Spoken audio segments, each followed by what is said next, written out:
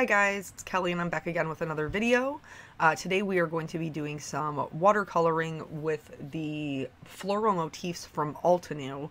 I actually bought this stamp set shamefully an extremely long time ago, and I have never used it. So I've been going back through my stash and looking for things that I have purchased that I haven't used, and this was one of them, and I haven't watercolored in a really long time. Like actually sat down and watercolored something. So I thought, okay, well, I'm going to do this, like full-blown watercolor card. I'm using the Ink on 3 Fade Out ink. I'm still on the fence about this ink, guys. I'm not gonna lie. I don't know how I feel about it, as far as I think I still prefer stamping in a light colored distress ink because it melts into the paint and you don't see it.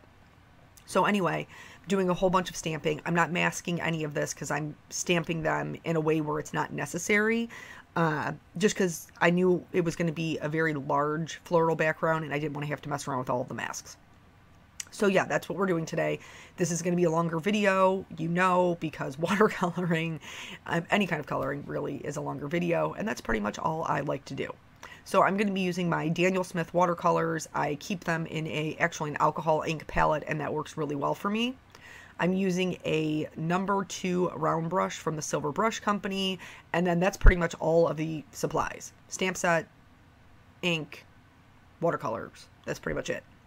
So the way that I prefer to watercolor is I like to put down a very little bit of pigment at the darkest place that I want it to be. Then I rinse off my brush. I blot just the bottom edges of the paintbrush, and then I go in and spread out the color. You can overwork it, which is what I'm doing to this poor petal right here. I just can't seem to leave it alone. I keep adding things to it. That's not necessary, and when I haven't watercolored for a long time, I find myself really falling back into that old habit of continually just adding color, moving the pigment around. I promise you, watercolor is prettiest when you just leave it alone. Just leave it alone. So yeah, the first part of it will be basically, I don't know, maybe 5 minutes of kind of like a slower pace so you can see when I'm blotting off my brush. What I've noticed is the more that I do this technique, the more I get a feel for how much water should be on the brush, and so I don't need to blot as often because I can usually pick up the correct amount when I dip my brush into the water. So I guess that must be just something that comes with practice, because I used to have to blot it every single time.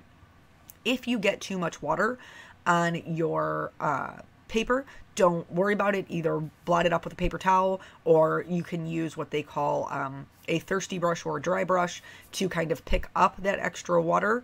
Either one of those techniques will work. And here you're going to see that I'm going to basically add 2 colors into each petal, sometimes 3. We're working with what is it? Quin Rose, Quin Purple, and it's either Indian Yellow or Cerulean. I can't remember. Just because I really like color variation. And that's one of the really fun things about watercolor is you can get a lot of different blends by dropping different colors into each other. And then I will speed it up because this is a very long process. And then I will slow it down again when I go back in to add the detail layers back in, just for a little bit, and then speed it up again. So that's that. That's the whole game plan here, ladies and gents. Now, I'm going to tell you a story. I'm going to tell you a story because I have other stories to tell you, and I can't tell you the other stories until I tell you this story, is basically the gist of it. So you guys remember way back, I went on a girls' trip, and I told 2 stories from that girls' trip and then kind of cut it off. The reason that is because I wasn't ready to share some other things that were going on in my life. So now here we are. We're at that point where we're going to be sharing a little bit more. So with Valentine's Day coming up, I thought that it would be fair to share some stories about being a grown woman who is dating after divorce, which is not a situation that I ever thought I would find myself in when I got married. Well, I thought I would be married forever and I would never have to go through this again. But here I am, and it is what it is. One of the reasons why I didn't share, I guess, is probably because I didn't want to hear people's commentary about, is it too soon for you to date? You shouldn't date because you have a child. Everybody's got an opinion about it. And bottom line is, well, I love and respect a lot of people in my life. Ultimately, it's my life. And that's what it comes down to. So, while I was on vacation with my girls, there were two of us that were quote unquote single, and there's this app. This is hysterical. I can't even believe this. Like, I'm grown, y'all. I'm grown.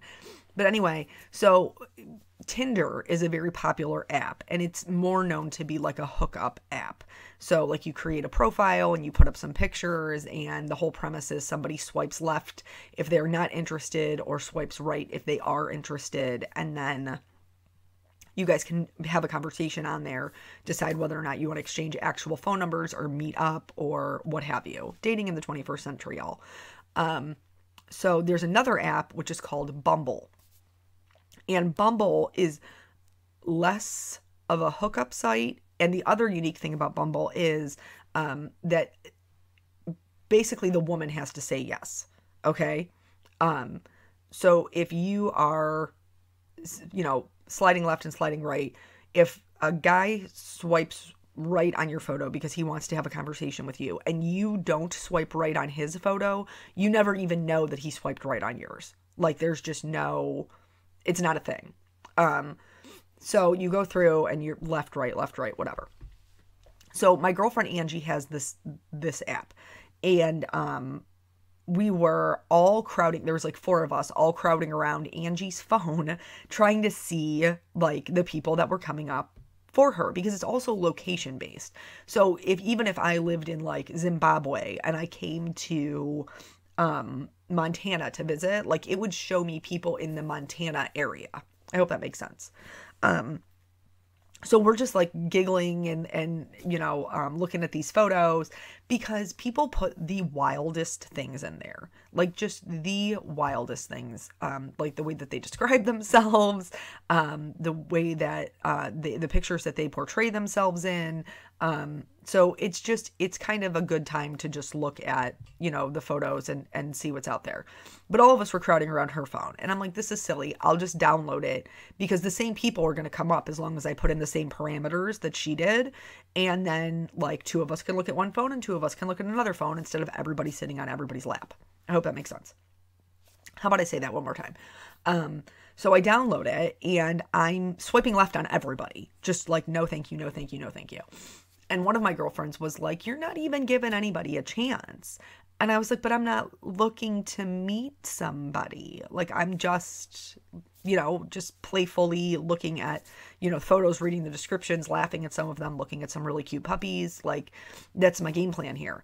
And she was like, you need to be open. Maybe you could meet somebody. And I'm like, okay, maybe, I suppose. So I genuinely go through and swipe left or swipe right. And I meet a guy.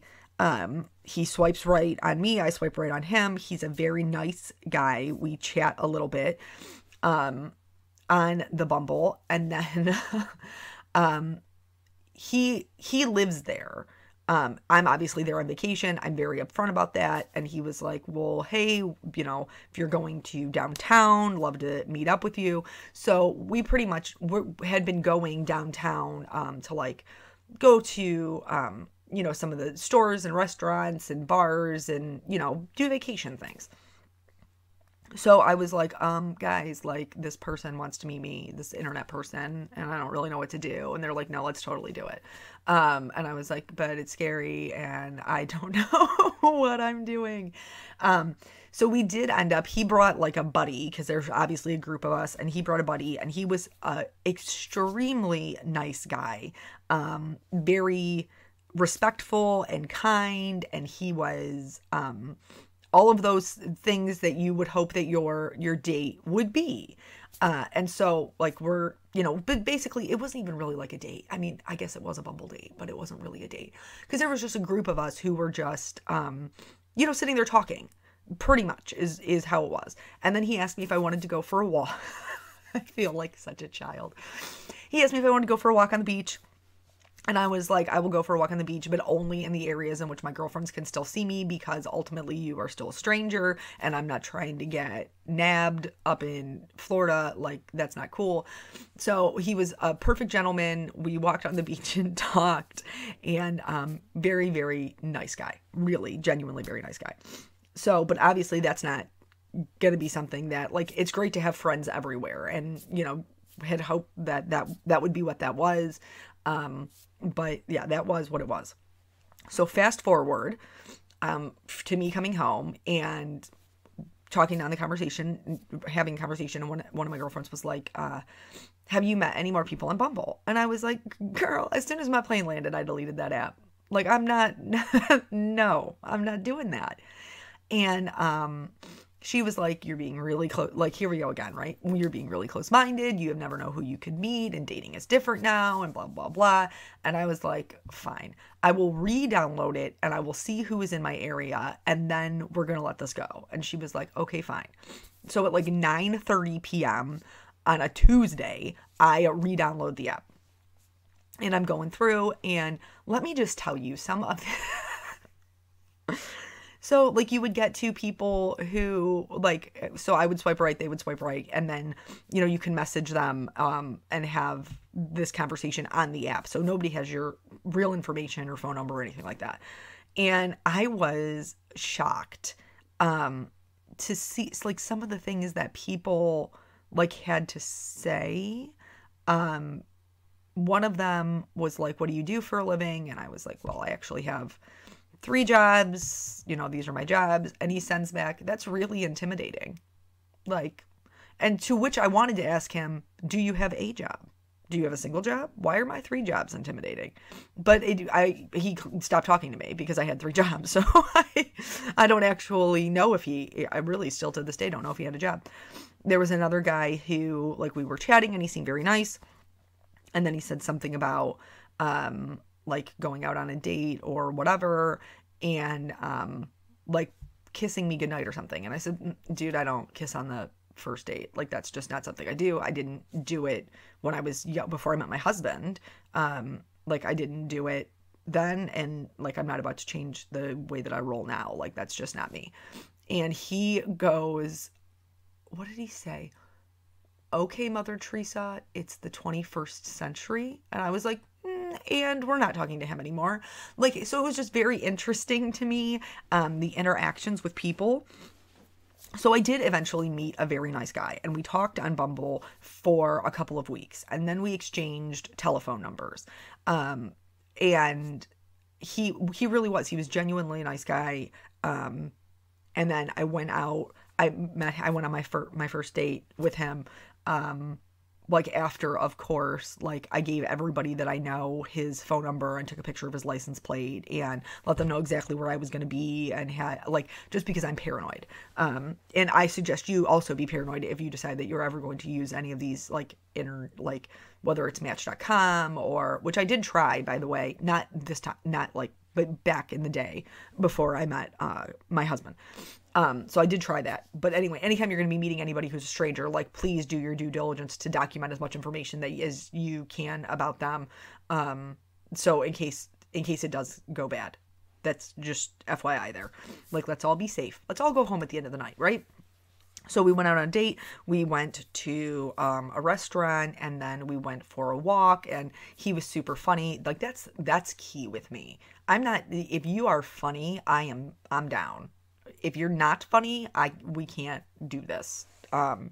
Just because, like, life should be full of laughter. I don't want to spend the rest of my life with somebody who doesn't make me just laugh hysterically. So anyway, went out with him. And then we had a really good conversation. He had a child that was similar in age to mine. So that was all, like, super good. And then we went for a walk, talked a lot. And then, like, I had already given him the forewarning of, like, I don't kiss on the first date. So that was not an issue. And gave me a hug goodbye. It was very nice. Asked if he could see me again. And I was like, yes, you can. Sure. So then we had the conversation, basically, like, are you seeing anybody else? And I was like, listen, I was in a relationship for well over a decade. Like, I am not looking to settle down and get married yesterday. Like, I'm not doing that. First of all, I wouldn't do that to my child. Second of all, that's just not something, I'm not in a headspace to be doing that. I'm more interested in hanging out and getting to knowing someone and becoming friends and then seeing if it turns into something else. That's a stage that I'm at. So he asks me out for date number 2. I told you, he said, he wanted to see me again. And so I was like, yeah, I'm down for that. In the interim, between date number 1 and date number 2, I am at work. And so if you watch my channel, you all know I work for a police station, which means I work with a bunch of boys. And we do youth group, and youth groups are on Tuesday night. And I said, somebody had asked me, like, are you going to be at youth group, or what's this youth group, or whatever? And I said, I can't do it. I have plans. And now it's my entire shift. So it's me and 4 boys. And one of them jokingly says, what do you have a hot date tonight? And I was like, actually, yeah. And then, so of course, like, being the kind of like big brother atmosphere, also very nosy. They have all kinds of questions and everything else. So we're like talking all about this. And one of my coworkers really didn't kind of ask me any questions, really didn't say anything about it, was just kind of sitting there quietly. And then, like, later on had the this is so weird to tell this story, but anyway, so like, it was just me and him in the squad room, and he was like, so would you maybe like to get dinner one night, just me and you? And I was like, oh, okay. Like, I was kind of surprised by it. And so now here I am finding myself, like, not even wanting to be in a serious relationship, in like this weird triangle. Just, you know what I'm saying? Like, this weird triangle. And so the conversation that I had with the we're just going to call him my Bumble date. The Bumble date. Are you seeing anybody else? And I told him straight up, like, if you want to know, like, who I'm going out with, or like, I have no issue having the discussion with you. But like, if you're seeing someone else, like, that's none of my business. I don't want to know. And he was like, no, I don't want to know. So that's where he and I stood. So the guy from work, obviously we had the same kind of conversation, like, hey, and he was like, no, I know. I listened to you. I listened to you when we were talking during dinner, and realized that you have another date. And I was like, okay, like, as long as everybody has the correct information and we're all good here. So he asked me if he could take me to dinner, and like, let's face it, guys, I'm single mom in it here. So I only have certain days where I am even available, where I'm not working one of my 3 jobs and I don't have my child. So getting a date night with me is kind of like, you have to like pre-plan. So the only date that I had available was actually on my birthday to go out with the guy from work. So, sorry, don't mind my phone. I have no idea who in the world would be texting me, but let's turn that off. So anyway, so I'm like, it's my birthday. It doesn't have to be like a thing. Like, we don't need to make a thing about my birthday. And he was like, no, like, that's totally fine. We can do that. So, I don't know, tell me in the comments below, like, did any of you ever have, like, go on a date with somebody that you were friends with before? Like, you know them, but like, now you are looking at them in a different capacity. So it's very strict. I don't know. It just is kind of very a weird feeling, doing that. So he comes to my house and he picks me up, and we go to this restaurant, and it's a restaurant that has like a beautiful outdoor patio, and it's right next to like these railroad tracks, and it's super cute. And so we have dinner, and then like after dinner, he was like, before any of this, like, he wouldn't even tell me what we were doing. Like, he wouldn't have the conversation with me. I was like, how am I supposed to know how to dress? And he was like, dress like you always dress, you'll be fine. So, like, after we get done with dinner, he was like, you know, do you trust me? And I was like, I guess. And he was like, how do you feel about, you know, like recapturing some of your youth? And I'm like, I'm down. Like, he's like, okay, we're going to go on a little adventure. So we go to play putt-putt golf. Which I thought was so cute. Like, I don't know. I haven't been putt-putt golfing in forever. Cause Peanut was too little to take. And so I've kind of been biding my time until, you know, that comes around, which I could probably take him this summer. But so I haven't been in years. And so it was really a ton of fun, honestly, to just like have conversation. And there was like that little bit of competitiveness. And it was super comfortable because we've been friends for years. Like, we've known each other for years.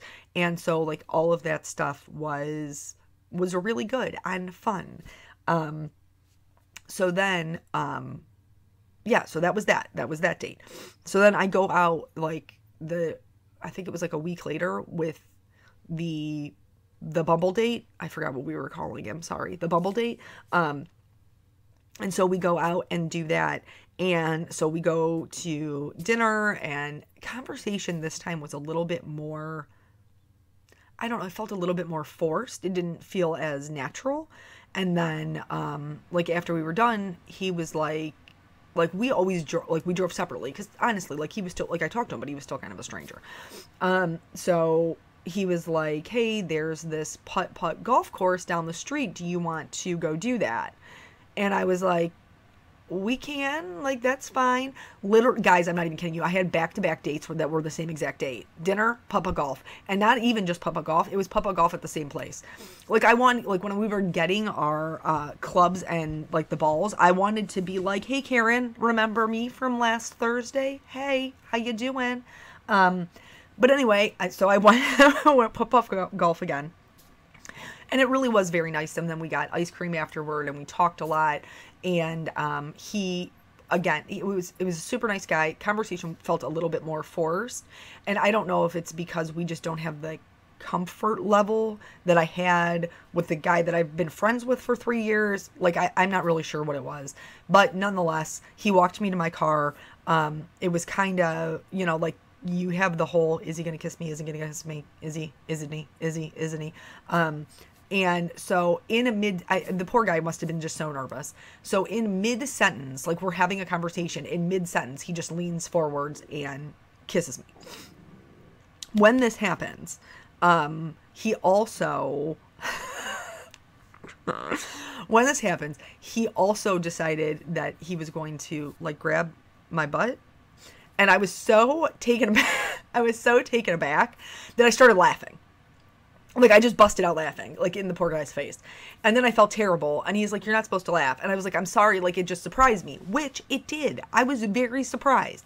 But still, like, I mean, is a very nice guy, and somebody is going to be very lucky to date him. However, when he kissed, there was just no chemistry. It just wasn't there. So yeah, that's just like, that was my experience with the dating. And ultimately, at the end of it, like continuing to someone to hang out with, for me, that was, the guy that I worked with. So his name is Eric, and he is wonderful and very sweet. On my birthday date, after we went and did putt-putt, he asked me if he could stop by his apartment real quick and pick something up. And then invited me in, and he had actually like gone and bought like a little 2-person cake, and he colored me a birthday card. He was like, I didn't have any stamps, so I like printed these little flower images off the internet, and now I have all this cardstock that I don't know what to do with. And it was super cute, and he's very sweet and makes me all kinds of happy. So yeah, so there is that is my life after divorce dating situation. It was very short-lived, because I have found somebody that I really enjoy spending time with. So that is where that is. So now that all of the painting is done, we're going to stamp out the sentiment. The sentiment is actually from the Sympathy Lily set from W+9, and I'm stamping it in Nautical Navy. Now you might think to yourself, Kelly, this is a very weird story to tell with this type of card, and I would have to agree with you because this card is actually for my friend who is having a hard time, and I'm keeping her in my prayers, so I will be sending this to her, but I needed to be able to tell this story so that I could tell you some other stories of things that have happened to me, and that's just where we're at in life, guys. So the one thing that I will tell you is if you have any opinion about whether or not I should be dating after getting divorced or should not be or whatever, like just, you know, if it's not positive, then keep it to yourself. I would appreciate that. So that is the whole card. I hope you guys learned a little bit of something and maybe had a laugh, and I will catch you on the next video. Bye.